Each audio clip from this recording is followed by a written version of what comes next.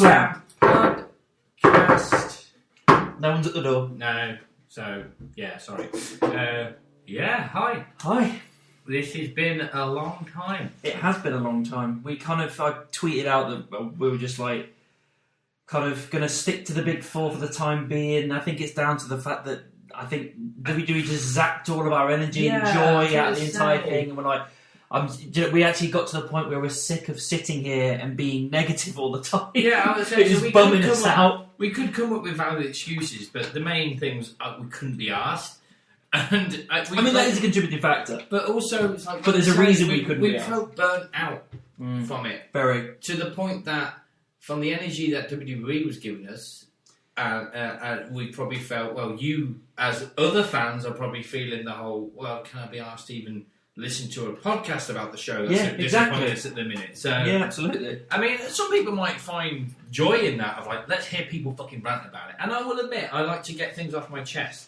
But every now and then, we want to go, that was fucking awesome. Yeah. And I think this is the right page for you to come back on. Sorry, yes. Premium live event. Yeah, things changed. So yeah, a lot has changed. We haven't really spoke too much about it, but obviously let's go over it very, very quickly. A lot of it they're already going to know. You're already going to know a lot of it, but obviously Vince stepping down or being forced to step down because of all these sex allegations and hush money stuff. But the thing that always makes me laugh is that he's playing it off like it's his time to retire. But it's also no, it isn't. The sex stuff is also allegations right now. Yeah. But his retirement is also an allegation. It's kind of like, yeah. how much have you actually retired? Has he retired? Yeah. He would have been there. But the thing happened that we all wanted to happen but didn't think was going to happen, in all honesty. Triple H and Stephanie have taken over, mainly leaning towards Triple H, and that he's head of creative. Is and I've seen more... No, I mean, she's CEO, but he's head of creative. So that's more important as far as I'm concerned, because he's the one that goes, let's book the stories correctly. And I'm pretty sure Steph will give him plenty of room to play. But before that, it was always like... I couldn't tell you who... Was it? It wasn't Laurinaitis, was it? I thought No, it's Pritchard. Right. But we still always laid that blame at like Vince's feet because he's the one who okays it. So in a way, it's Steph. But because this is what I would see her being the same. But it wasn't annoying me. It's weird when it's not only the daughter of Vince McMahon, but you've got a married couple running it. I know Linda was partially involved, but yeah, I did see a lot of credit going to Triple H on social media. Rightly so, but I was thinking, someone give Steph a bit of a tip to the cap. I think she will definitely do a good job, but I think it's just because of Triple H's track history with NXT, and he knows how to tell a story and get the best out of wrestlers and everybody, really, that we're just so jacked up that that's happening.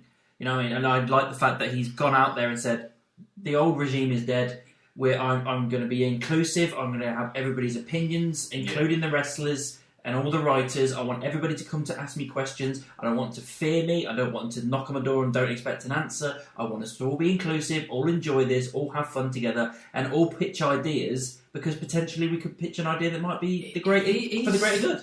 And when it comes to the good of the show, you know, we've spoke about Triple H's ego a lot. Like his Mania matches had to have the longest match on the card. His entrances had to be. If Taker wasn't a part of it, his would be the most extravagant. Yeah. But now that his unfortunate forced retirement, he's just following about the product. We're just left with the good stuff from him, which is great. He can stroke his ego by going, I did that. I made that show that fucking good. Yeah. So which is exactly what we want. And the Steph's also like the good person to run it, because she will sense with her husband, or whether they were married or not, if Triple H is right, what's best now, how the business is changing, but also that cutthroat mentality that her dad had of like, I think she's probably got more of the business chops than Hunter does. Maybe. Triple H has more of the wrestling mind. But he's a wrestler. So. Yeah, it's like, this is how it works, but he's also got his finger on the pulse of, this is how it's changing. Yeah. This is what the fans So, want. fingers crossed, going forward, they're going to hopefully change some things and make things a lot better and a lot more enjoyable. We'll continue to do a podcast. I personally hope Vince gets exactly what's coming to him. We'll see what comes out of the woodwork. As far as, see what comes out of the woodwork. From what I can hear, he's a scumbag, which is not exactly a surprise. I mean, just as well, we know we haven't done Double or Nothing, or they did Forbidden Door recently. Yeah, we kept thinking about doing that, and again, I think because we were so burned out from wrestling and just not enjoying it as much, we needed a break. We just we need some time off, and that included AEW, which is a shame because we haven't really started talking about AEW yet as far as reviews are concerned. I mean, this is kind of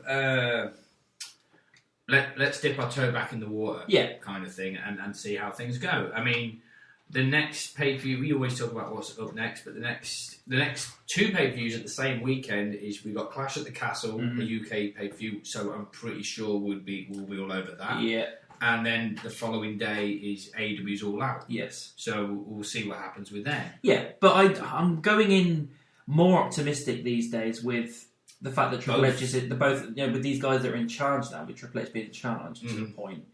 Because if this was like a regular show, this was a SummerSlam and Vince was in charge, even though the good stuff that happened on this show happened, I wouldn't sit there with any optimism and wanting to tune in because I go, well, it's just going to mean nothing in a couple of weeks because he'll change his mind and he'll get bored. But with this, the things that were set up in certain parts of the show and things that happen in the show, I'm looking going, I want to tune into that because I've got a funny feeling that Triple H is going to go, there's an end to this point. There's a reason I'm doing this and this and this. And that makes it interesting because I don't think it's going to be for nothing. I think it might actually come to something. To me, if I was in that creative kind of role, it'd be one thing to go, just this light bulb to go off your head, that'd be a good story. But for example, if someone went, right, so what are you thinking? And, you had the foresight to go, so-and-so at the minute is like, for example, he's kind of fell off the radar a little bit here, but Ricochet. If back when someone just looked at Ricochet and went, he's white hot, and they started at the end of going, if we do all these bits in the middle, this can lead to, it might not even be a WrestleMania main event, but because this can lead to him winning the Intercontinental title at WrestleMania or winning the Money in the Bank ladder match and stuff, which again, the unfortunate thing is that you can't end it like Annie wins the case. It's like, yeah, but what then? Because he'll have the case. Yeah. But your point being, you should go, why don't we do this? And you start with the end and go, well, how do we get there? You write the journey and that's the story. Yeah. That's the way it should always been. Recently, it's been kind of like, why don't we do this? Because that would be cool. It goes, but what will it lead to? No. Yeah, it's like, that's a shit story then. It's like, yeah. So, yeah, there was a couple of little bits in it where, I suppose I could call them negatives, but a couple of things that fell slightly flat. Yeah, I mean, I'm not saying it's a perfect show. No. But we can dive into I can dive into, I can say that it was definitely better than I was thinking it was going to. Oh, yeah, 100%. It's one of those like, shit, we should have either watched it together or gone to the Birmingham. Yeah, but we didn't this time because we looked at it and thought most of these are redos. A lot of people were busy as well, and we just, again, burnt out. Yeah. We got, like, it's not just money as well, but it's like, staying up till 3 o'clock in the morning every time. Yeah, staying up to 3 o'clock in the morning is fine when you're 18, 20 kind of thing, but when you're in your mid-30s, you're absolutely knackered all the time anyway, and having to do that to a show that at the end of it you just go, well, that was a waste of fucking time. It just it saps your energy and your joy out of it because you're like, I'm struggling to stay awake here and I'm not even invested. With it being on Sundays, which it will happen every now and then still, when it was Sunday night stuff, it's like, okay, well, yeah, book a day off. I've got work in the morning. But we have to book a day off, and that's another day we could book off, and it could potentially be not worth it. The luxury of it being a Saturday was like, either way, I could watch it live or I could watch it Sunday morning. That's a luxury now. Yeah. So I think the only other thing that kind of happened between our podcasts is Sasha and Naomi's walkout. Yeah. Which they're apparently Triple H is working hard to get them back. I mean, again, there's a part of me that really doesn't give a fuck if they come back, and that's not a knock really. It's well, it is, I suppose. But with Naomi, it's kind of like very talented athlete. You never really liked her. I just don't see her it factor. I like Naomi, but then again, I like Sasha as well. I want Sasha's an incredible athlete. So the thing with Naomi is something I will kind of dive in later on the thing because it's something similar I see in Liv currently.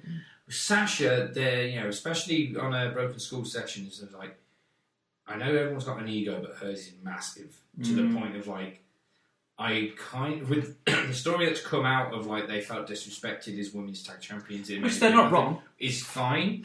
but on one side it is kind of unprofessional, and I'm pretty sure with that whole situation, Sasha was the one leading the charge. Yeah, Naomi was going there. I can see it kind of being bitch mode, a little bit like how Charlotte's become.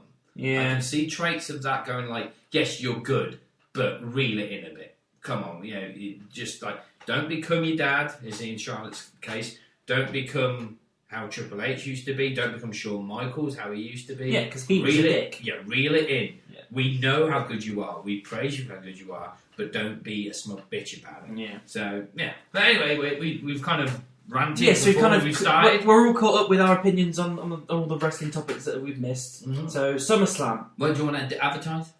Oh, yeah, sorry, yeah. Like, subscribe. Look, it has been a while, hasn't it is. Yeah, so like, subscribe, share, find us on all the socials, find us on SoundCloud, Castbox, Google Podcasts, Stitcher, YouTube, and a couple of others. Yeah, well, you'll find us. You always will find us. The only death I can really remember off the top of my head now was referee Tim White and one of the Headners, I think around the same time. So, tribute to them. And we'll dive into SummerSlam. No pre-show, no wrestling. No, not as far as I'm aware. Which is good. So again, the show was 3.5 hours, which is not bad. Not bad. It was one of those things that made me think like, I think I could have easily survived in the bar. But, yeah. There you go. But yeah, first match was the Raw Women's Championship. Yes. Bianca versus Becky. Now, another rematch. It was a rematch, but it was one that was a long-term storybook. It wasn't shunted, but it wasn't exactly welcomed. It was kind of like... Yeah, I was like, okay, this is happening, cool. Yeah. But it ended up being a perfect bookend for their entire story. Because they started at SummerSlam with that thing that happened with the quick pin. Yeah. And it ended really well with a great match, and I think they kind of bookended it very, very nicely. It was interesting because it was a great way for what would transpire after the match was a great way to like almost show the fans like, yeah, fasten your seatbelts. This is new management. Yes. This is the kind of shit you're going to see. This was the most I felt Triple H's influence through the night. It was the most, maybe apart from the main event stuff, there was the most. Oh, I was in my chair like going, oh, yeah. oh yeah. Now, and I don't want to like shit over it, but it was more about what happened after the match, less about the match. I suppose, but the match was still good. The match was good. There was a couple of sloppy moments. A couple, but I'd still say it was contender for match of the night. Yeah. I think it was a good... I would say so. I think those two really did well with each other. They told a really good story. I just felt like they were better. Yeah, but I've seen those guys are just really good at wrestling together, and I think that was the picture perfect KOD to put Becky bang on. Yeah, that was an amazing. Honestly, the bits that kind of stood out to me was they weren't, as far as how the match was structured. Nothing was wrong with what they went like. This is what we plan to do, and this is let's tell the story. But there was a couple of moves that just, as the momentum started rolling, because it became sloppy or just didn't hit the mark, it would slow the momentum a bit. And to the point, I was thinking, okay, either you should have rehearsed these moves beforehand, and if you did, maybe they worked in rehearsal. Unfortunately, it's live TV; it's not going to work. So I'm quite forgiving at that. But as I was watching it, I was like, very solid opening match to place it as an opener. And even though it is a rematch, it's a WrestleMania rematch, which kind of starts that buzz around why SummerSlam's quite a big event of like, we're giving you a WrestleMania rematch here. So he's like, all right, fair enough, but we are kind of getting sick of rematches. But this has definitely put an end in the story. So with the way it ended, it ended, so Bianca did retain with a perfect KOD. And Becky shook her hand. And Becky shook her hand and hugged her as well. It's like, right, okay, Becky's going for a face turn here, which is one of the things that happened through the night that I thought, I didn't expect that to happen. No, I genuinely thought that was about it. And apparently, going to go fade to black. Apparently, it came out recently that if Vince was still in charge, that would have not happened. It was Triple H called to turn her face. Also, the other thing, he declined originally, and then Triple H said, let's do it, and it went down like a storm. Yeah, so obviously we had that, and that would have been nice. That would have been a nice ending. It's like, right, okay, we finished that story, we bookended that. Yeah. She's turned face, Belair's still strong, moving on to new feuds. That's perfect. Yeah. That's ended fine. But then so expected just to fade to black and yeah, use it. I bet then bang, Bailey. Like, Bailey finally returns. But again, another thing was like, oh, Bailey's back. Brilliant. And she'll have the standoff and that'll be it. Yeah. And then she starts halfway down the aisle. It's like, is she just going to like taunt and then be like, because it was a long aisle. Yeah. Like, and then just be like, yeah, do the title thing Yeah. and whatnot. Suddenly, Dakota Kai, who was not employed by WWE, she was let go. Yeah. And she just looks like a different human being. Like she's just trimmed up and changed her look so much. She's a good athlete, so it's a good shout. Yeah, so she's bringing her back again. Another Triple H thing. She came back again. I was like, awesome. So is this going to be a tag team situation? And then Io Shirai came out. I was like, oh my god, they're going to do a female stable. And great. I'm all over that. Yeah, I can't remember the last time we had a stable. There's one in NXT and it's working brilliantly. Yeah, so why not do it? I think they've changed Io's name. Someone kept saying Io Sky. Io Sky. It's Io Even Sky. though I was getting frustrated because I was there like, her Titantron still clearly says Io Shirai. Shirai. Yeah. So I was there like, I can't remember if it was Corey or McAfee saying it. I think it was Corey. I'm like, dude, it's Shirai. It says on the screen, and then it's allegedly like, no, they're changing her name. This is a minor change. Which is almost elements of Vince in there still. Of like, yeah. What was wrong with Shirai? Yeah. So it's like, holy fuck, new stable. They confront Bianca, and you're like, oh, outnumbered. And that's when Becky slides in. And doesn't. Obviously, it's still 2 against 3, but that's. She's ready to go. It was the smart thing of really putting over like, this is going to be a heel stable because even with 2 against 3, they still cower away, and it puts Becky and Bianca over. Like even 3 against 2, they don't want to mess with them. Yeah. And even when Becky slid back in the ring, I think her and Bianca gave each other a stern look, not out of resentment, but just kind of like, you've got me, I've got you, to the point of like, big time Bex lost that match. I think the man is back. Yeah, I'm hoping so. Yeah, because the man was the face version of I don't mind her as a heel. No, but it works. Unfortunately, she's naturally easy to be cheered as the man. We all like that character and love her, and that kind of works as it does. So bringing that back makes sense to me. With the fact that you've brought back 3 heels, females, you need to get some faces. Yes, and doing it like this again. This shows how well Triple H clearly he had his grubby fingers on this because. Yeah. He was able to finish off a storyline that was going since WrestleMania, turn somebody face and have it make sense, bring somebody back and bring 2 more people back as well, make a stable, so then you've got new storylines straight away with all this stuff happening. Yeah. And it all makes sense and I'm all interested. There's a few I can think of on the roster now, like, that he could make face, like, what they call it, a Dewdrop, but I'm going to call it Piper Niven, because that's her real. Please change her name. Yeah. You're going to change her name. Just back to Piper, that's fine. Piper Niven's or just, even if it's not back to Piper, something cooler than Dewdrop. Dewdrop. You got Piper, Lacey Evans' hit face thing didn't really work, so she's a heel. Yeah, but it doesn't make sense, because she's gone with this army type thing, and it's just the crowd. The Marines army type thing is always meant to be a face thing. Yeah, but the crowd just weren't buying it. Yeah. So if the crowd aren't buying it, then it's not going to work. I'm struggling to think what you could do with Alexa because she is kind of face, but kind of just there. She's in limbo at the minute. Yeah, and she's always been better as a heel. But yes. like we're saying, you need some faces to make this whole thing work. I mean, I suppose you could bring back Charlotte as a face, but that's going to be a lot of work. Yeah. So we'll see how it goes. But yeah, I'm down for this. I'm so much more interested in the women's division now than I have been recently. Yeah. It was a great way to be like, right, this is definitely a new era feel going on here. Second match, I was really hoping I could do some memory, so give me a minute, was The Miz versus Logan Paul. Is that second? Yeah, I'm right. Yeah. Not being smug. I'm right. I'm right. Yeah. It's me. Yeah, it was The Miz versus Logan. So this is your first celebrity match. Sort of, because he's now... It was celebrity, but he's now signed. I would say the match was good. It was very good. Hats off to Logan Paul.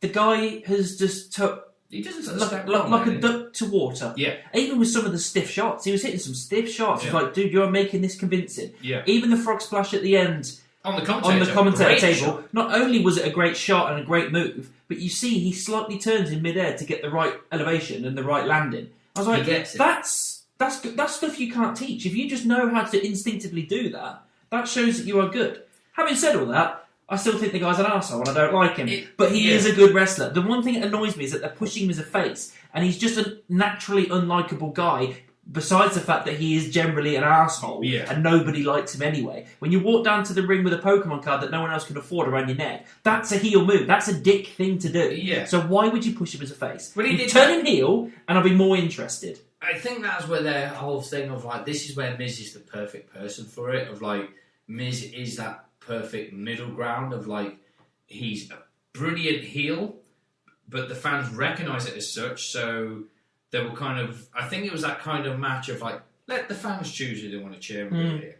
And there was a few Logan Paul chants, purely because I think there's bound to be some arseholes in the crowd that think he's cool. I think it was more that they were respecting the fact that he had this. And it's almost a concern for me because the last few celebrity wrestlers that have come in have been Logan, Pat to a degree, and Bad Bunny. And they've nailed it. All three of them. To the point that I don't want people to go, oh, these wrestling things must be quite easy then. It's like, no, all three of them have worked their ass off to get it. I'm not taking anything from Pat, but I think Pat's just this naturally gifted athlete where he just, again, understands it and knows where to be. Logan's picked up, like you say, like a duck to water. And Bad Bunny just worked his ass off. He didn't want to be this whole, I'll just throw a punch in and do it. He was doing Canadian Destroyers and everything at WrestleMania. So, very solid match. He had Ciampa trying to get ejected, and he was like, nope. No, this is what I quite liked about this, because most times when someone gets ejected from the ringside, they just go off in a huff and storm and be annoyed and all that kind of stuff. But for the first time in a very long time, I literally cannot remember the last time this happened. He went, no, I'm not going anywhere. And he got a chair out and he sat down. I was like, no, I'm not going, I'm not moving. And I quite like that as Ciampa's character, because at the moment he's just a Miz lackey, and that does not work for me. I don't like that. Considering how good Ciampa's character should be like, what are you going to do? However, something has clearly happened that, again, I think Triple H's little fingers are on this. AJ Styles attacked him and threw him out. So straight away I'm like, oh, that's a new feud. Ciampa versus AJ. Thank you. I'll have that. That looks great. I think that's going to be an amazing feud. They were heavily kind of suggesting as well, like, that it was AJ who'd been trading Logan Paul all this time, which it probably come in under storyline limelight. I don't think he genuinely was, but under storyline limelight, it might go that way. And I think it's that whole Logan's still very green. So a great person for him to work with, to literally show him the ropes is AJ, because AJ's so like a vintage wrestler now that he knows the ins and outs of it. Miz, again, say he's worked so long. He's a veteran. He's a perfect opponent. And Ciampa is just, he's a kind of a veteran as well. He's just not been under the WWE banner as long as Miz. Yeah. AJ, not so much, but he's renowned all over the world. Ciampa's just damn good as well. So it's three perfect people to work with. So, yeah, I thought it was a very solid match. Told a very good story. Yep. The only bit that was a bit weird of like, a lanyard isn't really a weapon. Yeah, that was the one thing. Like, he went to the foot. I was like, "What are you doing?" Did like, you give him a paper cut? You might as well hit him in the face with your fist. What? I don't. Yes, a fist would have been more. It makes no sense, but the hit didn't happen. But I was just like, that was the only thing I thought. What? I did think though, like during the match, like there was a couple of near falls here and then obviously the frog splash. But I was thinking, no one knows Logan's finisher here, so he's just going to hit a move and it might be a dead finish because people might go, oh, I wasn't expecting that to be the move. But he used the genius of he used the skull crushing finale. Like, but with the last time he used the frog splash thing, didn't he? Mania. But he didn't get the win. No, but the thing I like is that he's stealing people's moves in order to get wins and stuff like that, which I like because if they've got any sense, they can use that as a storyline.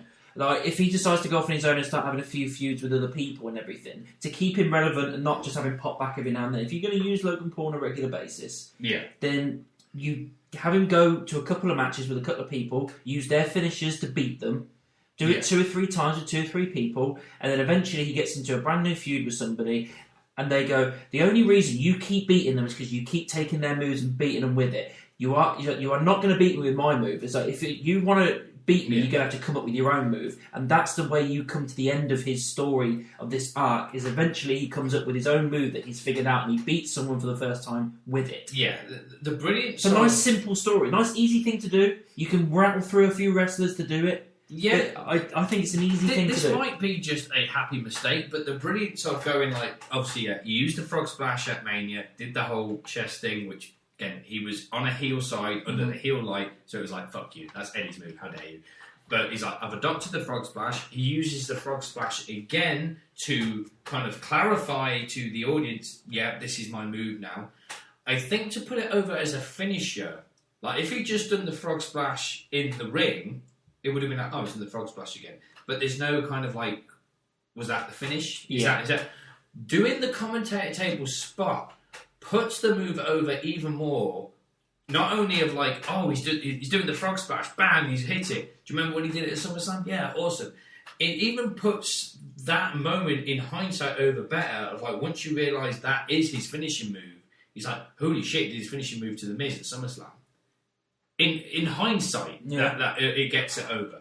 So yeah, it wouldn't surprise me if the Frog Splash is his finisher. But it was kind of perfect ending to do it with the Skull Crusher finale because that's how the Mania thing ended. Like, Miz did it to Logan. Nice, simple way to book in that story. Fair play, yeah. So, yeah, Logan impressed me. Next was United States Championship. Lashley versus Theory. It was okay. It was fine. It was pretty much like Lashley was just dominating throughout.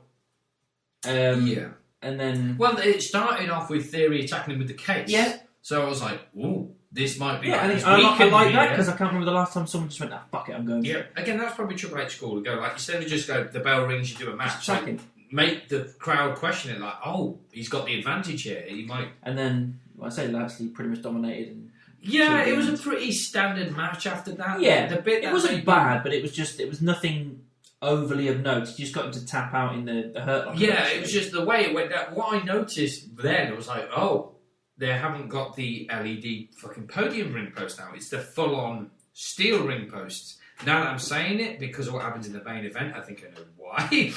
But, yeah, I think they were kind of did the back and forth. Lashley hit the ring post in like a shoulder block, and Theory's like, I can take advantage now. Went to do that through the rope, roll and dive. And then caught him. Lashley caught him in the gorilla press and straight into the Hurt Lock. Great way, nailed it perfectly, and... to get the hurt Lock over even more, Theory tapped out straight away. Now, I went for Theory in the predictions because I thought, have that whole, for the fans in attendance and fans watching, like, holy shit, he's United States champion.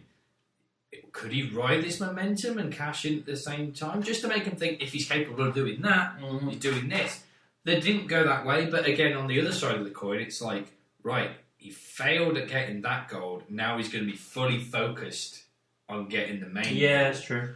Which might have come across. I don't think anyone after that match thought that's the last we've seen of Theory tonight. I think they knew. It was always going to go into the main event. I knew he was always going to make an appearance. Yeah, the only thing that maybe he could have done is if, for example, if he had won it, done a little promo backstage of him celebrating. He goes, you know what? I'm good for tonight. I've got the gold. I'm out. Which again. Might have made people go, bullshit. You would, wouldn't you? Or the opposite of, because he lost, he goes, just out of rage, I'm out of it. Forget this. See him get into the taxi or limo and drive off, and you think, oh, he's left. Again, would probably smell the bullshit, but it's still that whole, for the storyline purposes, like, oh no, he's actually here. All right, okay. But yeah, so Lashley's still your US champion. I think they've finally done him justice. He's over the right way. Yeah, now. They put him in the right position where, even though he's not got the big title, he's still making that title relevant and he's keeping himself relevant as well. They still treat him as a big deal. And that's good. It's the first time that US title has been relevant in a while. Yes. And unfortunately, they're beginning to drop the ball with the Intercontinental title now. Yeah. Who's champion? It's Gunther. Oh, yeah, of course it is. Yeah. I've forgotten. That shows, doesn't it? I should know that. He's a great wrestler to the point of, like, all right, he's, got his name over at NXT UK. You've got the UK pay-per-view up next. Really focus on the story. To put something there. Yeah, don't just go... Say that, I think Triple H probably will. Yeah, I mean, I'm wondering who could step up to the plate. maybe if I don't think he's going to be healed in time, but it'd be great if Big E just turned back up. Like, I'll take it on. I don't know how the Survivor Series thing is looking at the minute. I don't know if it's because the brand warfare thing seems to have just gone away. I hope so, because I don't need it to be brand warfare, because they always pitch it as it's the only time they go against each other. It's like bollocks. But they could potentially still do. You don't need you need a proper story, not just using that as the story every year. No. Like, because the last time I said Survivor Series was good was the Authority versus Team Cena. Yeah, That was when Sting arrived. That entire thing was incredible. And I can't remember the last time I had a Survivor Series that good. I mean, with the way things are now, you could go if, for example, if all champions that are champions now are still champions by Survivor Series, you could have the Usos all smug like, we don't have to fight the Raw Tag Champions or SmackDown Tag Champions because we're both. So in that case, I'd be like, right, in that case then, properly just mesh the two together to be you are WWE Tag Team Champions, just 2 belts, and be like, well, if you want to be smug about it, you've actually got to defend it at Survivor Series. Fuck you. Same with Roman Reigns, if he's still both champions. Oh, I don't have to fight the other brand's champion because I'm both. Fuck you, you're defending it then. But then you could still have potentially women's champion versus women's champion and intercontinental versus US. And I think Lashley's gone on record like he'd really like to tear into Gunther. And I think that would be a good match. Actually. I think so. That would be fun. Very almost Brock Lesnar feel absolutely. again. So, yeah, that happened. Again, I'm trying to stay on the ball here. Was it the tag titles next? It was Judgment Day versus the Mysterios. Oh, was it then? Yeah, because I nearly forgot about that. Yes, so Judgment Day versus Mysterios. Again, it wasn't bad, but this one... But again, nothing of note. Nothing of note except the end. So, and it just became so obvious, like when they kicked in, it's like, right, let's go. This is a means to an end, isn't it? Like we're just doing this to get Edge back into the fold, which is exactly what happened. Edge came down this flame brutish kind of thing. Yeah, and it just looked a little bit naff. Because just like the flame rods and everything were just put on the side, and it just looked like it was plonked. And I was just like, this just looked a little bit rushed to me. It was cool seeing Edge again. I'm glad he's back. It was just too obvious, wasn't it? Yeah, it was just too obvious what was going to happen. It was quite obvious. The vignettes were kind of easy to dissect 100% as well. Even after the first one, you're like, nice Edge. Yeah, and it was like... The problem with... again, like we say, the tag team match wasn't bad by any means. I don't think they really took advantage of the whole no disqualification thing much. I mean, Chair got involved. Don't get me wrong, like, everybody did their job well and everything. Everybody did really cool stuff, and Mysterious haven't lost a beat, and the rest of them, everybody did what they had to do. It's just... But in hindsight, and maybe even if I was there, I'd probably feel like, you know what? No disrespect to any of them. I love Ray, I love Finn, and I'm kind of liking what the Judgment Day thing's happening. I think I still would have been seen as, you know what? I think this is my piss break. Yeah, and I mean that with no disrespect. Yeah, but again, because it was a means to an end, and also because they haven't. It would have been because they haven't made me invested in Judgment Day. Even though they did right at the very start. Yeah, like I was like, oh, brilliant, and then they screwed it up. So because they screwed it up, and they've been losing constantly, it's like, well, they're not a threat, and because they're not a threat, I don't care. Yeah, and obviously the Mysterios, although I like them, I've not been invested in them recently because they haven't had any decent storylines. So again, when the match happens, you're like, I don't care either way, really. We know what's going to happen. The end is going to be Edge coming back, and that's going to be it. It's an angle more than a match. Yeah, the slight thing in people's heads was the whole potential Dominic turn. But even going in, it didn't actually feel like the right time, even though the rumours had been going. If you're going to be doing it, you need to be doing it in the Rumble, so that way he can go against Ray at Mania, and that'll be Ray's retirement match. That's what I would see. I think, again, because the Edge thing was so obvious, that's another reason why it's the piss break of like, right, at the start of the match, I'm going to have a piss so I can get back in time for the Edge thing. Yeah. Which, like I say, I was good to see Edge back. He's got the buzz cut again, and kind of a new brood thing. It used to be just like the black and red. Now it's got this big red jacket and sounded like almost a brood remix thing. I was trying to listen to it. I couldn't really pick out what it was. No, me neither. I was like, is it another Alter Bridge song? I tried listening back again earlier today, but the crowd was that loud because, again, it got the pop. People were happy to see Edge. It was just a little bit, what is that kind of thing? Yeah.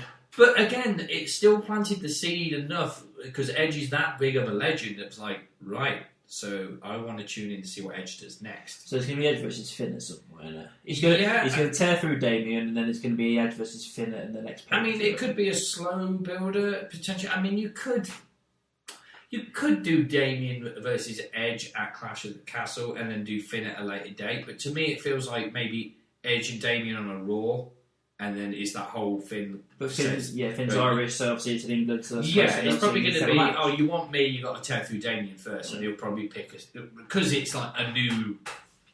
and then probably what they'll do is like, well, you can't tear through Rhea, but I found someone that can, and then he brings Beth in to have a go at her. Oh yeah, you could do these things. You could have like almost with Damien, it's like, instead of just this generic, you got to beat Damien to get me at the pay per view. Like you got to beat Damien in a best of 5 series or best of 3 series, but each match is a different stipulation. Blah blah blah. 3 stages of hell time. Yeah, but like. Not all in a row. Like you got different a Raw normal match, and then the second Raw no holds barred or something. So if you hear vibration, it's a phone going right. My phone. And then finally Clash at the Castle, Edge versus Finn, and I think that's a good enough match to sell the pay per view. Yeah. I think so. I don't know where the Mysterios go from here, but we'll see. Yeah, again, I don't know. It's clearly a Judgment Day Edge storyline that's happening, and the Mysterios, I don't know where you put them. I think actually now we were talking recently of like the tag team divisions looking a bit like maybe them versus the Usos. Yeah, throw them back in the tag team mix. Maybe not just them. You could throw maybe the Viking Raiders in there. Yeah, because they've been doing. They've been tearing New Day apart. Yeah, so they need to be building up towards something like that, don't they? Hey, if you really want to sell the pay-per-view, do a fatal 4-way tag title match. The Raiders, New Day, Mysterios, the Usos. I'm all over that. And even if the Usos lose, it's a nice way to protect them because there's so much going on. Yeah, I mean, I'm really... I know it's SummerSlam we're talking about, but I'm really feeling the vibe that the Bloodline could lose all their belts. That's what I'm thinking. Yeah. If they lose that's what I hope for. Yeah, because I just put the belt on Drew. I want it so much. Everybody wants it so much. Anyway, so I think the following match was Corbin versus Pat. Yeah, again, really good. Really enjoyed it. Corbin does his usual stuff of being a great heel. I like the back and forth with him and Cole because Cole was getting pissed off because he's attacking his mate and again, all that kind of stuff. Felt that fresh. He felt fresh and organic, didn't he? For the first time ever, I wasn't being annoyed by it. And again, it's because he hasn't got Vince in his ear telling him what to do and say. Brilliant. Yeah. And we all know Cole's good. It's just that he's never allowed to be because he's being told he can't. I feel sometimes. I know sometimes Cole gets shit and rightfully so. But I feel sorry for him sometimes. I do because it's like he's got so much. What's the word? Pressure. No. What's the word? Like longevity now. Like he's done it for so long. Yeah. That it's like experience. He's got so much experience now. Like he's done this for long enough now that he knows what's what. He knows how to feed off what's going on in the ring, what the wrestler is doing, the crowd. Maybe when there's like a sleeper hold bit, that's when he knows to be like, to advertise something if you need to. But he can't because you always got Vince going like, big dog, say boss time, say that, say this, say that. Do whatever. So it's like just say it when the time is right. But yeah, that was a nice little extra layer on top of the match. Pat was always good. I mean, there was even a couple of times where his recovery is amazing. His recovery is incredible. Yeah. Like, he's one of the best recoverers. Like when he was on that top rope and he was wobbling, and he wobbled for a good 5 or 6 seconds. I was like, he's going to go, he's going to misstep it. Yeah. And he just managed to recover and do the move and nail it. I was like, you just know he's got such great balance. Yeah. He's able to recover himself, and that's incredible. To fast forward slightly to the Brock match, when he tried to do the leapfrog onto the barricade and just about slipped it, you didn't hear the crowd go like, oh, fucking hell. It was just a kind of a disappointed, shit, okay. Sorry, dude. That's always really the way when those kind of things happen. When they're on the top rope and they might slip, it's always like, oh, shit, sorry, I'm so sorry that happened for you. With Pat, it was like, oh, well done, man, yes, you fucking recovered, you nailed that. So in a weird way, it gets him more over with the crowd for them to go, well done, mate. Yeah, fair play. Yeah, and again, the match was fun. It did everything it needed to do. Pat did all these spots, jumping onto the top rope and that kind of stuff. Yeah. He did all these kind of fun spots that he usually does. I suppose the bum ass Corbin choir was pretty funny. Yeah, I mean, it's fun enough. It wasn't too tongue-in-cheek. No, I mean, I was a bit disappointed there weren't Seven Nation. Yeah, I think we all were. Because he had the whole cheerleaders thing going on, though. The only thing I've got a problem with this, I mean, again, if I'd gone with my heart, we spoke about with predictions or go with the heart. If I'd gone with the heart, I'd be like, yeah, Pat. But logically, Corbin needs a win. He does need a win. To, like, if he's ever... I mean, he is in that luxury like The Miz, like, you can pretty much book him anywhere. I feel like you can now with him, because he just likes being a heel. I think that's just what he enjoys. But somehow, I don't think he's on The Miz level yet. No, not yet. To get him there... You need some wins. He needs wins. I think he needs not just mic time, but maybe a bit more mic work. And even though he is, whatever character they give him, whether it's the Constable, the King, Sad Corbin, even though he takes the ball and runs with it and does to the best of his ability, it still feels like he hasn't found that it character. Now, maybe it was the Lone Wolf thing he had in NXT, and they could potentially go back to it, but the Lone Wolf is kind of a very one-dimensional character. Yeah. So it's like, until we find that character where you're like, that's the one, I don't think he's going to hit on all cylinders. He's flying, but he's not reaching the sky. Yeah. He hasn't had his Black Album yet. No, that's it. Yeah, he's going. He's working through, like, Ride the Lightning, Puppets, Justice, but you feel like there's a Black Album coming. He feels like he's floating up very comfortably on the mid-card.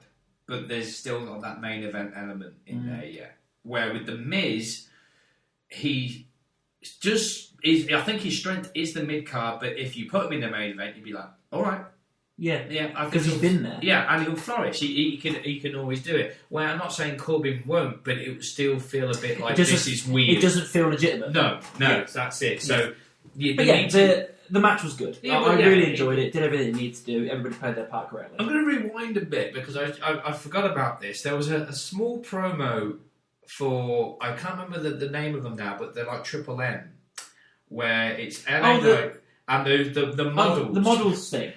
As shit as it was, I kind of liked it because it was like, I hate them because they're so shit. It was funny enough. That's the point. It was funny enough. It's weird seeing Mansell. Well, it was more Mace. Yeah. I was like, you were this monster. Yeah. Now, what's happened? And then just the way they were like doing these pompous, like advertising the water models of like, are you dickheads? And as soon as I felt like you dickheads, the next thought in my head was like, you're going to be so over as a heel Sable. This is working. Yeah. Because, some people do that whole, I don't find them cool because they're not my thing. It's like, but that's why it works. Yeah. Not everything can be your thing. You need to have this diversity. This is why the Attitude Era worked. Mm-hmm. You had like dark characters, badass characters, cowardly characters, weird characters, sexual characters.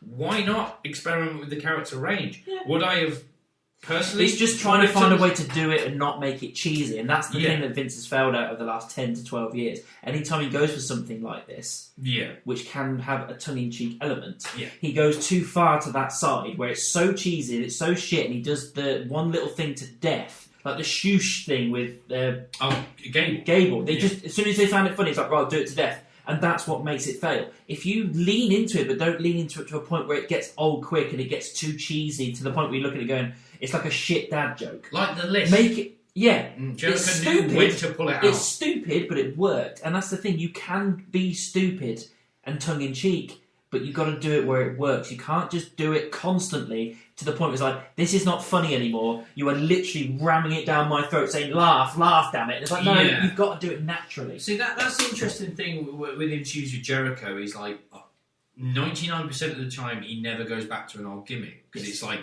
I'm always moving forward. It's been done. And he's very good at knowing when something's stale, to the point that if he was still doing You Just Made the List, we would have been bored of it by now. Yeah. And now, I'm not saying you couldn't bring it back, and there's, I think, a Dynamite this week, Moxley's defending the interim AEW World title against him, but he goes, I want the Lionheart. Going way back to like his independent days. I'm like, that's okay, because it's been almost 30 years. Why not bring it back? To the point that I wouldn't be opposed to him bringing back the whole Y2J thing.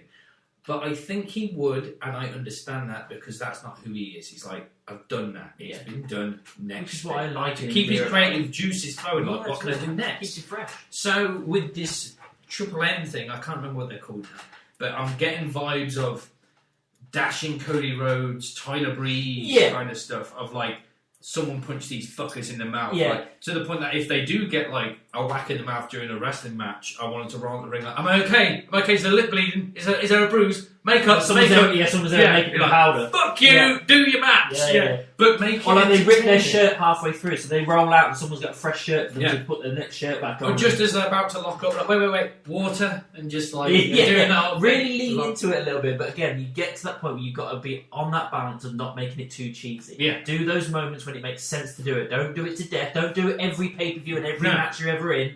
But do it where it makes sense. Do it as distractions to the point that during the match, bottle of water in the face. Because if that was Vince, he'd be like, well, they're going to throw bottles of water in the face every time, they're going to do the makeup every time, they're going to do the shirts every time, they're going to do this, and this. Yeah. Every single time they're in the ring, it's like, no, that makes it boring and gets old quick.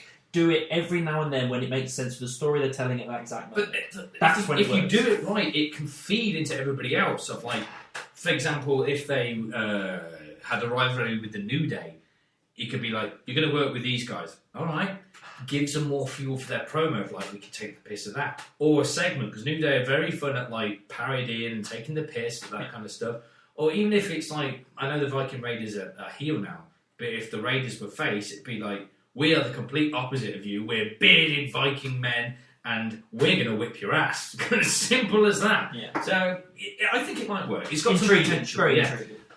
Next was the Tag Championship match. So Usos versus the Street Profits again for the Undisputed Tag Team Champions. Guest referee Jeff Jarrett. For no reason at all. Yeah, it was just using Nashville. It was a hometown pop, and that was it. He didn't really play into it. He didn't do anything. He nearly got super kicked, but he just grabbed the foot and swung it away. That was it. That was the only thing I can think of. Yeah, well, that's it. I did like at first, right at the start of the opening bell, he kind of made it apparent like, I'm not going to be a normal referee that goes, fine, oh come on, break it up. He was like dragging, and he was calling it down the middle. Like, if you don't break the count of 5, I'll drag your ass away. If you don't count the break of 5, I don't care if you're on the other side and you're the face team, I'm going to drag your ass away. Straight down the line wrestling match, get it on. So it's like, okay. And yeah, it was good.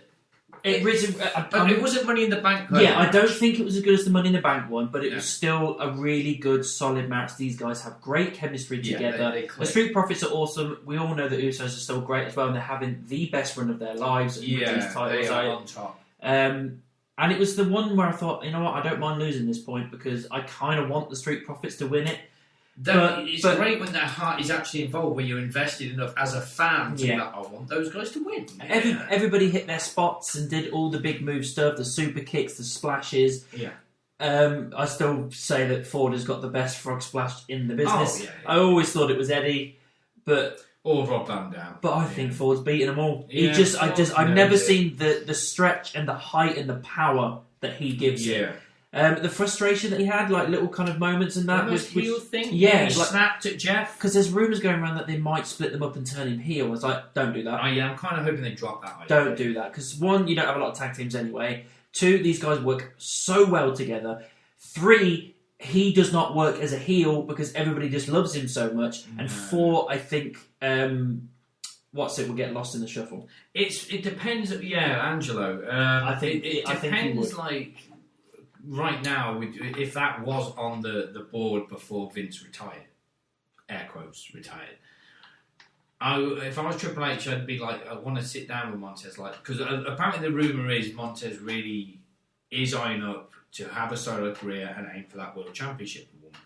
But turning him heel is not the way to do it. Well, those guys need to have the championships again together once before they do that. I don't know if they're heel or the face thing's an element, but I'm not sure if whether it be heel or face, the trigger is the time to pull the trigger is now. So if I was Triple H, I'd sit down with Montez like, look, how badly do you want this solo thing? Because it can be in the works, but I feel right now you two maybe for at least another year. I think I would like to see them win the big one at Mania. Mm-hmm. No, I'm not really that fussed about who it's against, but I think we all love them as a tag team so much. They work really well together. They're naturally charismatic together. we all naturally gravitate towards them because they're these kind of party animal kind of guys, and we love that. That's a cool thing to do. So you've got to have that, like a big win at Mania for winning the tag belts together with your brother, confetti and all the cups come down and everything, just like a massive party. That's awesome. Yeah. Then in a couple of months you can put them both into the Money in the Bank briefcase match, and that's where the split happens. Neither of them needs to win the case, but the split happens there. Look, we're going our separate ways. This is the disagreements, and then you go from there. They can have a match the following pay-per-view against each other. Then after that, Ford's on his own and he can do what he wants to do. But you've got to, you can't just go, right, we're doing it now. It's like, right, well, let's do this, this, and this to lead up to it and make it work. Yeah, I mean, the thing at the minute with Angelo, it's like if they were going to break it up, I think he'd have to join another stable. I don't think he's in that position to be soloed, Angelo, right now. He'd have to again, I fear we get lost in the shuffle. But I mean, I think they've sent whoever that big guy was with Apollo. I think they've sent him back to NXT. Oh, Commander Z's. Yeah, so it's like, okay, back to the drawing board with that. Potentially bring that stable back when the time is right, and if the time is right with Street Profits, maybe Angelo can join them as well. But yeah, the Usos and the Profits have. The tag division isn't white hot yet. I think that's kind of the target to let's make the tag division something again. Yeah, but they've. Just the two of them alone, 2 teams alone, have revitalised it. Yes. To the point that I thought they're doing close to 5-star, if not 5-star matches. And I was watching that match thinking, if the Profits do somehow pull it out of the bag, that place will go batshit. Yeah. It won't be like... Good. Yeah, I mean, it's partially because of the lengthy reign of the Usos. I won't take that away from him. But, you know, if you're not doing it right, it would have been, the Profits have done it. Yeah. Clap, clap, golf clap, well done. If you get them invested enough, which I think they have, the place will pop. And I thought, if the Profits do it tonight, it will again, pop. if they build it correctly, they could do that at Mania, and the pop would be like Kofi winning at Mania. It could be that level. You can do that. I think I've said in the past, there is a potential that a tag title match could headline WrestleMania, especially now it's a 2-night thing. You could have it at night one if you want. I'm going to say not yet, definitely not yet, but if you push it right within the next 4 or 5 years, maybe 40. It'd have to be really white hot for it to work at 40 this soon, but we'll see, you never know. But yeah, the match was good. The Usos retained, which I'm fine with because they're going on a tear and everything. I've always said if they're going to lose them, they should be losing at the same time Reigns does because it makes sense that they've all fallen apart and they can't go anymore. That kind of shit. Yeah. So, yeah, I'm fine with them retaining. Fingers crossed that the tag division builds back up. Yeah, I don't think there was any foul play. I think Montez got frustrated when the Usos kicked out, and then he got thrown over the barricade, and they one-D'd Angelo, and that was it. So I don't think it was foul play. Like I say, it kind of made Jeff a little bit pointless. Yeah. But, it was a way to change it up a bit, I suppose. After that was the Riddle thing. Yeah. Do you know what? I liked it. I did at first, but now looking back at it, I'm okay with it. Yeah, I like it. I mean, I think they did really well. Very simple. Look, we can't have a match, so let's push it back to the next pay-per-view. So let's build on that and do an angle. Yeah, so him, I agree. And normally whenever they look at a celebrity, when they're doing Kid Rock, normally when they do that, it's just that is literally all it is. Yeah. I was like, for God's sake, this is not interesting, why we're doing this? Yeah. But they clearly did that on purpose. They said, right, let's look at Kid Rock, keep people's attention over here, and then you saw a ruckus, and then bang, he's in the ring. It's like, oh God, Riddle's there, oh my God. Yeah. So they did that perfectly, and he's in the... Right, sorry, we had a little bit of a cut-off there. Just a cut-off, but yeah. Yeah, anyway, so Riddle and Seth. So... he's in the ring and everything, and then Seth comes out. And what I like that Seth, again, not in his gear as well. Neither in the gear. Obnoxious suit. Obnoxious suit. And then everybody kind of came out, all this, the trainers and all, Noble and all that kind of guy. They came out and they were trying to stop him and everything. So, don't you dare, don't you dare. Yeah. And then he went, screw it. And he just ran down. And they were chasing him. And that was that's a great little thing. A brawl, a curb stomp, good night. That's all you needed. Nice little thing to go, right, now I'm even more invested in this match than I was before, because I can't wait for Riddle to get his comeuppance. Yeah. Sorry, for Seth to get his comeuppance. Well, yeah, because... no, you're right the first time, right? Riddle to get his comeuppance. No, a couple of sorry. So, at first I was thinking, is this just like filling the gap? Because it hasn't really led to it. Originally I was thinking, is this Orton's return, or going to make the save? Yeah. But then I read early on he's out for the rest of the year. Yeah. So it was that whole thing of right, okay. You've Seth was obviously really upset that it wasn't going to be on the SummerSlam card, so it might have been a bit of a favour from Triple H. So we'll get you on the show. It's just not going to be the capacity that you originally wanted. It gets Seth more over as a dick. It gets Riddle more sympathy because Riddle's not genuinely injured. It's all a kayfabe injury. Yeah. So it's like you are literally creating another pay-per-view storyline match at the pay-per-view before, which should always be the way. It should always be what's next. And again, this other little bits like this that's showing that Triple H's influence is making its way through piece by piece. It's not going to be overnight. It's going to be slow and surely. But little things like this, make you go, look, there's clearly an end game here. Yeah. And most of the time for the last few years, we've been looking at it going, I don't see what the end game is here. I actually think it's just every day's a new day. But with this, it's like, yeah, I can see where this is going, and that makes sense. I mean, I might be wrong here. I might be right. There might have been they might have canned the match for like, you know what? I think we've overbooked the card here. Let's see. Yeah, it could be that, and that's sensible for very. They're not very sensible very often, but to be sensible enough to go, you know what? We're going to have to pull one instead of making the card ridiculously long, which would have pushed it up to 4 hours. Yeah, They went, let's be sensible, let's hold off. It could have been something as simple as that, or going, you know what, this match might suit the Clash of the Castle card more, something like that. I'm hoping, or I wouldn't be surprised if a couple of weeks before SummerSlam they spoke to Orton and just to see how he physically was doing, and said, okay, if you can't wrestle, do you think you could still be there at Clash and be in Riddle's corner? So there could still be an Orton return within the next month. But he'd be like, I may not be able to RKO your ass, but I can be there supporting my bro. And if he's well enough, you could do the potential RKO to Riddle out of nowhere. And then that's that whole thing of Orton's away again, recuperating. And then Riddle's there going... He wants answers, he's getting frustrated, he goes trying to find Orton, but he never finds him. Yeah. He gets tidbits, he gets tip-offs, oh, he's in this restaurant, oh, he's in this gym, he's blah, blah, blah. Yeah, he's in this medical facility. Like, that's kind of stuff. A lot of promos of when you come back. Yeah. When you come back. You could build that for a while, and again, that's building a story. You could even just... Even though one of them's not there. Yeah, you could even... If the turn happened, you could have Riddle for a couple of weeks just... broken man, pissed off, angry. Don't shave. Yeah, don't shave or anything. Don't comb your hair. Just all that stuff to make him just look. He's generally like his brother has betrayed him. If you do it in a sense of like Extreme Rules, that is in some kind of match that has some kind of a US title opportunity or even a US Championship match, and his frustration costs him. After the pay-per-view, you can go, right, okay, Orton did piss me off, I'm betrayed, I'm hurt, and I want to get payback, but currently right now, I can't because he's not here, so I need to focus on the present. And that's it for months, up until the Rumble where he's in it, and you don't even have Orton in the Rumble, but he still slides in, RKOs and throws him over the top rope, you build the match to WrestleMania. Yeah. And Orton's story could be something like, who the hell do you think you are, like feeling bad for me?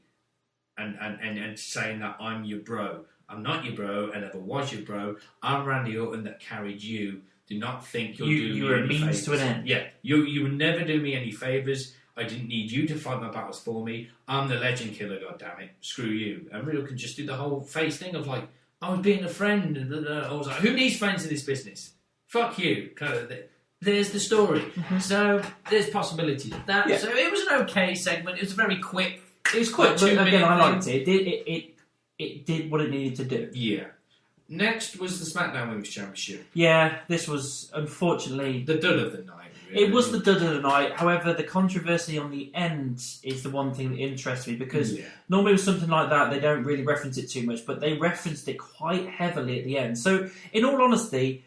nothing really happened in this match. It was Ronda's weakest match today. Ronda just kind of dominated a little bit. It showed how Liv was really out of her depth in this match, which when you're the champion, it's your first defence, and we love her as much as ever. She's this nice underdog character. It should be a nice, strong first defence, and it really wasn't, which is why you shouldn't have put her against Ronda, because you backed yourself into a corner there, I think. But you can also beg to differ, was it the right time to throw the belt on her? No, I don't think it was. No. It was the right time to give her the case, and hold that case for a while and then cast in, but they cast in too soon. But this is where we are. We have to deal with what's given to us. I'm happy she's got the title, just a bit too soon. Mm-hmm. the match just wasn't up to much. It didn't really do anything. It was just playing on her arm being dislocated by Ronda, and that was all that kind of stuff. And then it was the fact that she had her arm held in and her shoulders were on the mat, so the ref was counting, and as he counted on the second hit, that's when Liv started to tap. But he didn't see it. So that counted, so she retained, and then Ronda's all pissed off, and then they show replays quite a few times, like, oh no, but were her shoulders on the mat, where was the pin? Oh no, she's tapping there. And they played it again and again and again. It's like, okay, although the match was crap, and there was nothing to it, and it was a little bit of a dud for her first defence, and again a dud for Ronda, there's an element of story there to go, we could move forward with that. You're clearly using that to go forward. And then obviously the heel turn from Ronda. Well, it was almost a double turn, and almost people just like, was it a heel turn? But I would say it was. I think she could have gone further, I would say it was a heel turn. I think it was almost a similar experiment to the Miz Logan thing of like, let's see how they react to which one. Because like I said, as the match goes, this is where I was going to go with Naomi. With Naomi, when she was champion, it always felt like if she was up against, like, I don't know, the Big Four or something, Charlotte, Sasha, Bayley, whatever, she was always the underdog. But where she went up against someone else like Carmella, Natalia, it was always like, well, this doesn't even feel like championship material. It feels like just another match on SmackDown. Yeah.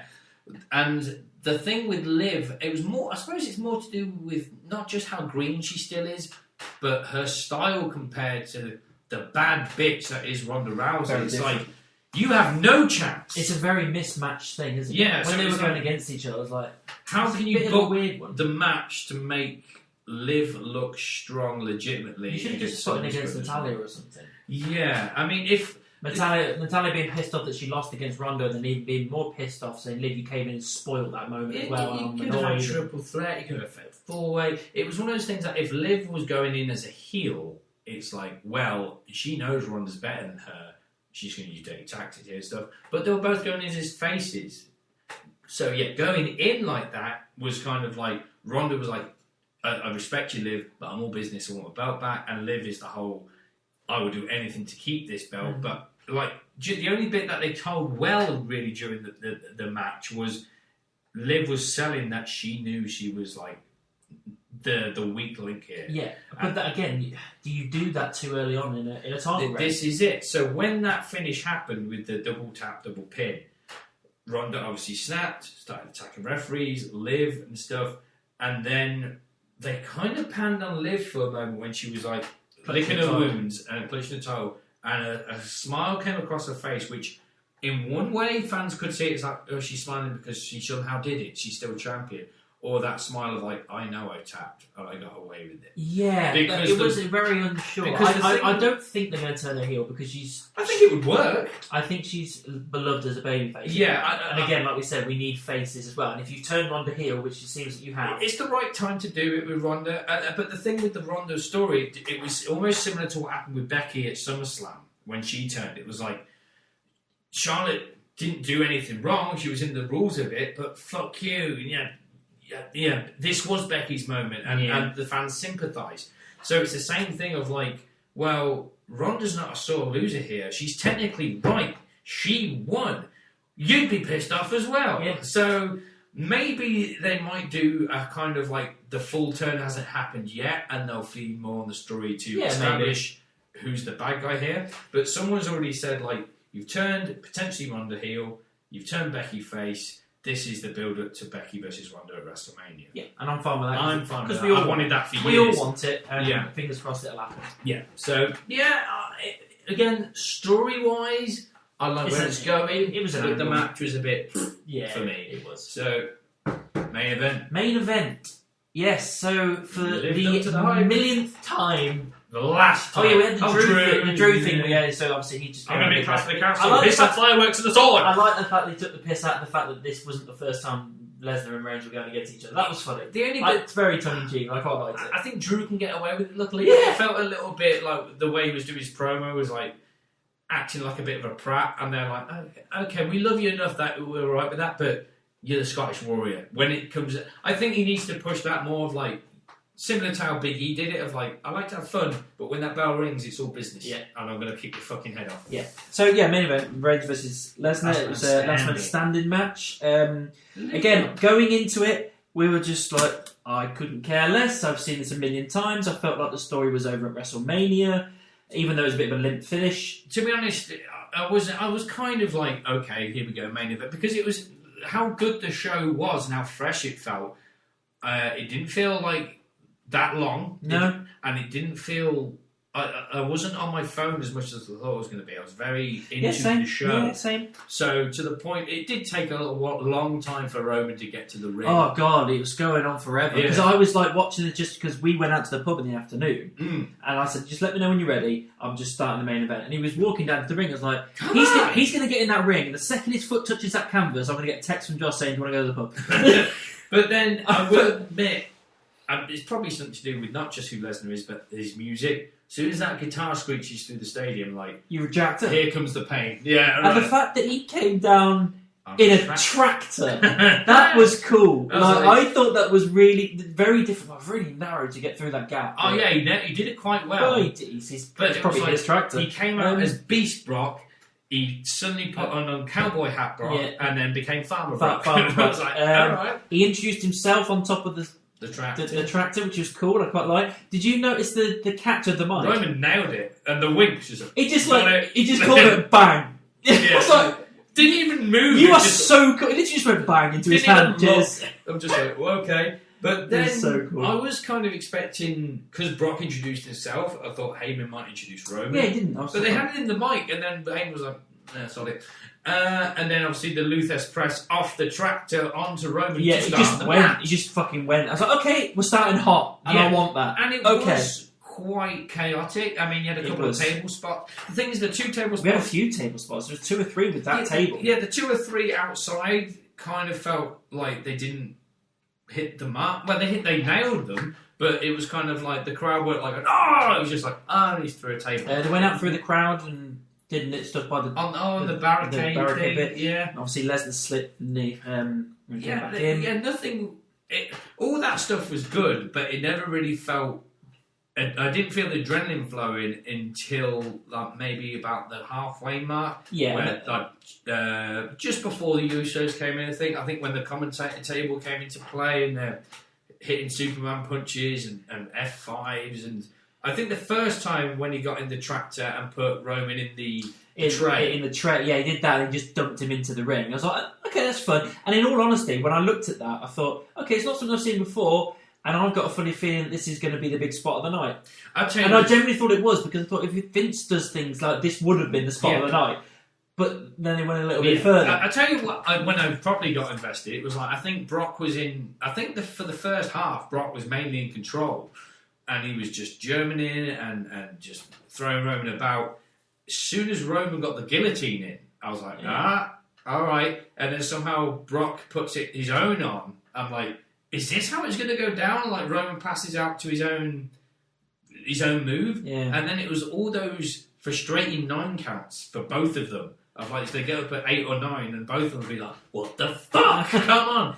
And then just he and Brock go, fuck this. And get back in the tractor. It's like, there's no way he's going to lift the ring. But his thing is, like, he tucked it into the middle first and shifted it. I was like, okay, cool. It was in a win. And then he rearranged. I was like, what is he doing? I don't get what he's trying to do. And then he just got the corner. Up it went. And up it went. And it was so funny just watching comically seeing Reigns tumble out of the ring onto the floor. But it was like...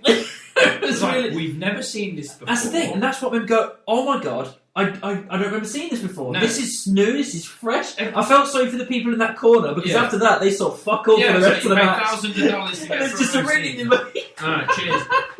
But it was new and interesting, it was fresh, it was different. It just was like that. It might have been silly to a point, but in a way, because of like, it wouldn't have really done damage to Roman, but the imagery alone of like, and going into SummerSlam, you never would have gone, you know what, I think Lesnar's going to bring a tractor down and pick the ring up. Yeah, exactly. You don't think that's going to happen.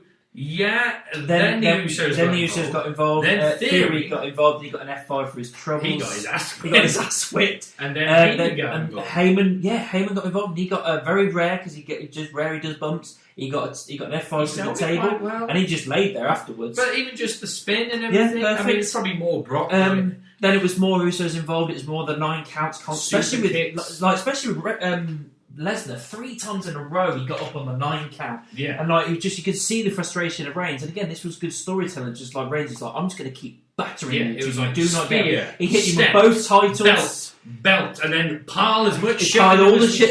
You know what was a little bit of a misstep? I felt like all the stuff they were piling on top of it. I would have loved it if they would have picked up Heyman's unconscious body and just put him on top as well. But yeah, and then that was it. He just, 10. He couldn't get up. Reigns retains. Cool. At that point, I knew Theory weren't cashing in because he ain't getting up. No. So it's like, this is the end of the show. And the thing is, sometimes with Last Man Standing, because it's not that like 1, 2, 3, yeah, kind of definitive thing. When it hits 10, it kind of sometimes falls flat. But this one didn't really. It was just kind of like, holy shit, they finally it's over. Because they pretty much piled the entire stadium on top of Brock. And even Reigns stood on top of it, didn't he? Yeah, and I think Brock might be done. I wouldn't be surprised if we don't see him again. Whatever?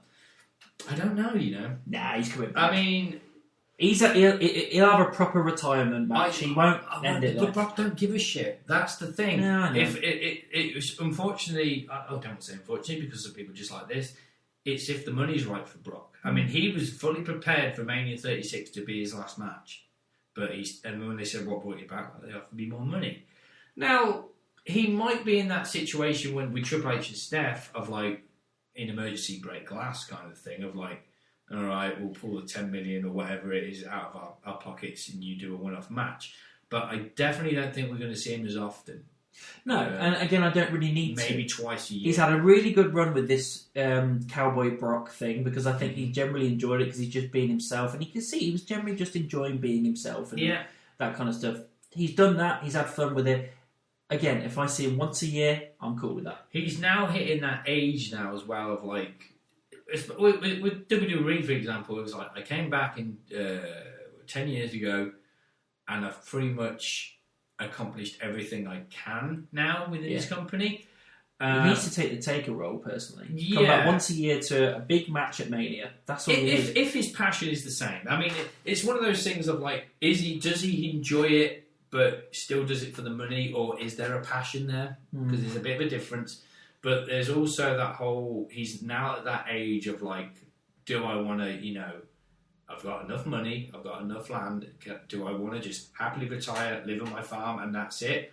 Or is he thinking, if I'm going to have another fight in UFC, now is the time before I get too old? Yeah, true. I don't think he'll go back to UFC. I think he now sees that as like, I've done that. But you never know.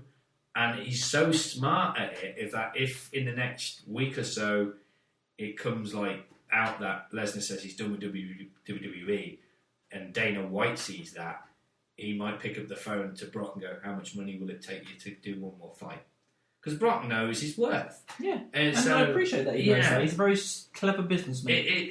At the minute, though, it is like, who is there in UFC for Brock to fight? That's another thing altogether. But yeah, I think Michael Cole called it the best last man standing match he'd ever seen.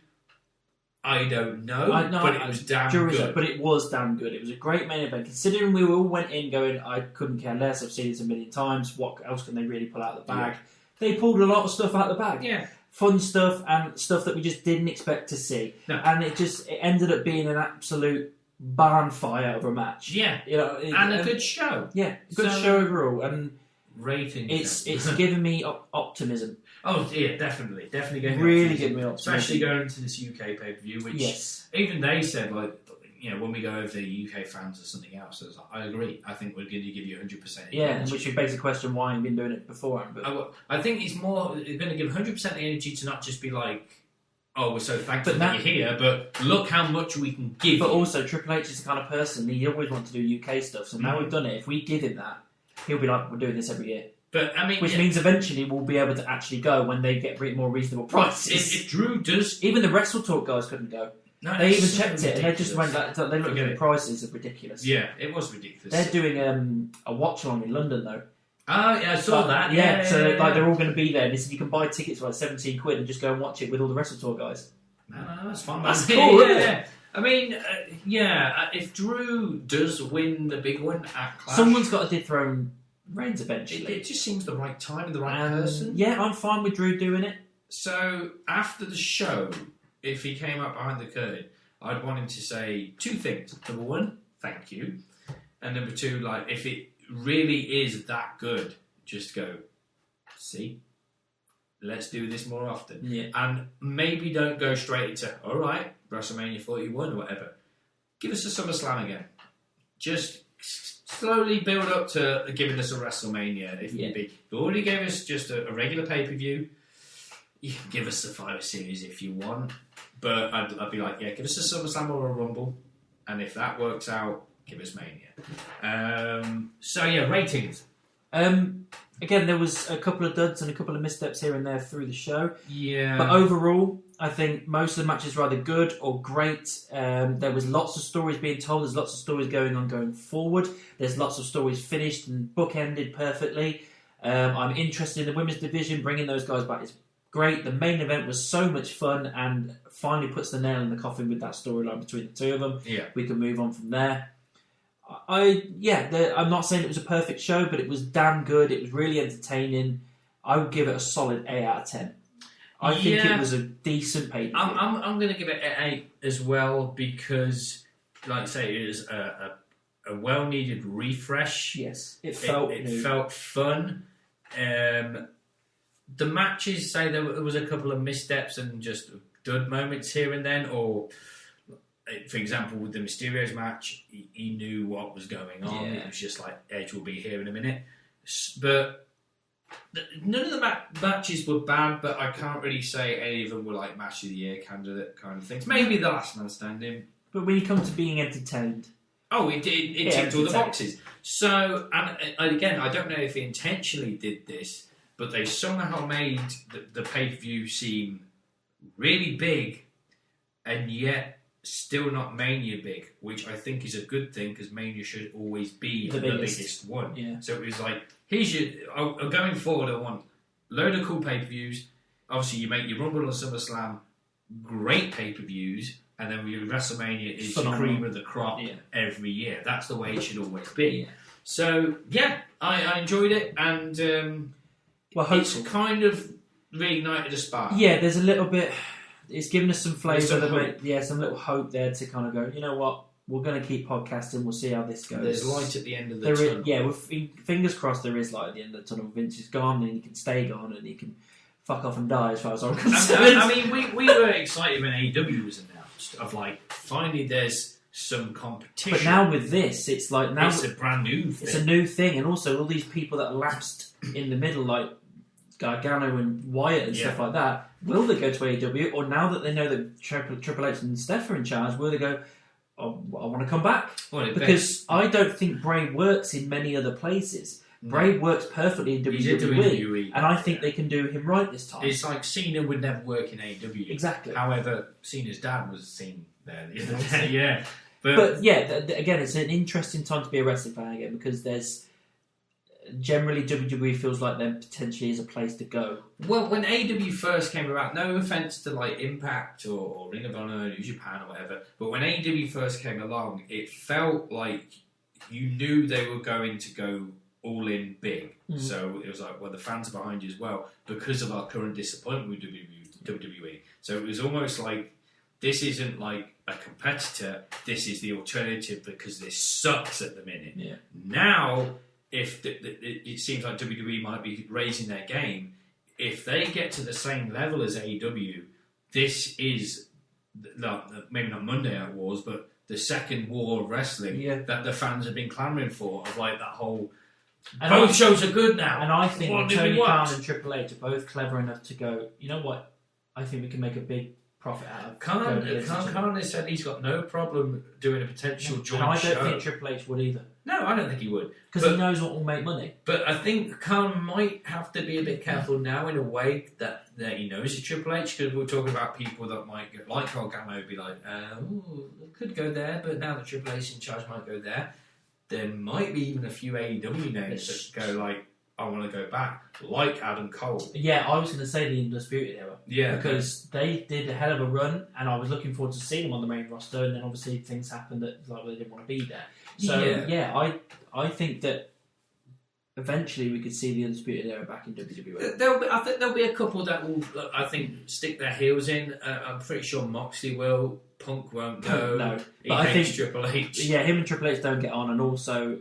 it's the place where he got ill, and like you say, he's like, I got ill there, so why would I go back? It's just going to bring and back. It's too much of a risk for him. It's not. So, which is fair enough. I get that. And there are arguments for people that won't. But there's also the whole thing what the WWE label stands for, because as good or as shit as it's ever been, even now it's still the biggest wrestling company in the world. Which there was an interview with.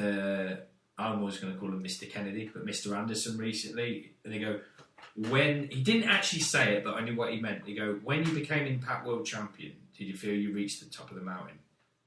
He's like, no, and he didn't really explain a lot more after that. But I was like, I know what you mean. To this day, the WWE Championship is the biggest wrestling belt in the world. Yeah, and that's the same reason Cody went back. Yeah, he's like, that's that's the understandable. belt. That's the big one still.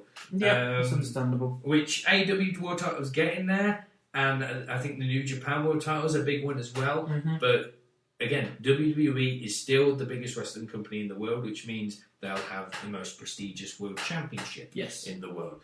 So there's a couple of people I think won't leave AEW for WWE. There might be a few people though that go, but that's always been the dream. Yeah. Maybe Britt Baker, especially if Cole goes as well. Oh, yeah, let's come along and make you women's champion.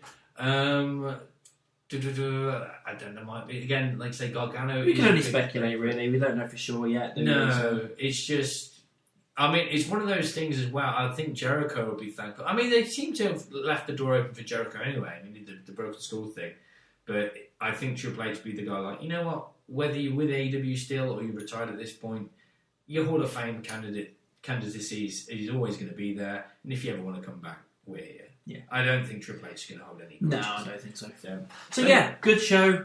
Optimistic going forward. Mm-hmm. Yeah, it was very enjoyable. It was very a nice palate cleanser from the usual trash that we have. Yeah, I think I'm still, as far as this compared to WrestleMania, I think WrestleMania still is the better show of the two currently. But I'd say a pretty close second to it. Yeah, I agree. Yeah. There you go. Done.